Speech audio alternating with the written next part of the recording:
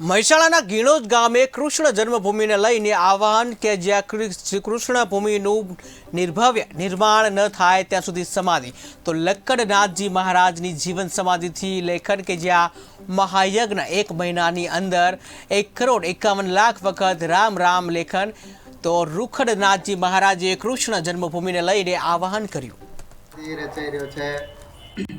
અને જ્યારે ઇતિહાસ રચાઈ રહ્યો છે તો આજે મસ્તકની બે સ્થિતિઓ છે. ભગવાન રામને જોઈને આજે માથું નમી પણ રહ્યું છે અને ગૌરવથી ઊંચું પણ થઈ રહ્યું છે. યવનોનું જ્યારે આ દેશમાં આક્રમણ થયું અને ત્યારે બહુ મોટું ભક્તિ આંદોલન ચાલ્યું અને એ ભક્તિ આંદોલનમાં દેશના કોઈ ખૂણે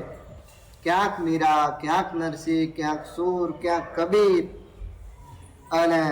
આ બધાને આપણે જોયા અને ભારતની ભૂમિનું સિંચન ભક્તિના આંદોલનથી થયું અને આજે પણ ફરીથી તે ભક્તિનું આંદોલન પુનરાવર્તિત થઈ રહ્યું હોય તેવું લાગી રહ્યું છે. સમગ્ર રાષ્ટ્રનો સામાજિક પ્રવાહ, સમગ્ર રાષ્ટ્રનો ધાર્મિક પ્રવાહ, સમગ્ર રાષ્ટ્રનો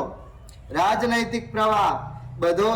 એક જગ્યાએ આજે ભેગો થઈ રહ્યો છે અને બધો રાષ્ટ્રના હિતમાં આજે જ્યારે ભેગો થઈ રહ્યો છે ત્યારે અત્યંત પ્રસન્નતાની લાગણીનો અનુભવ થઈ રહ્યો છે.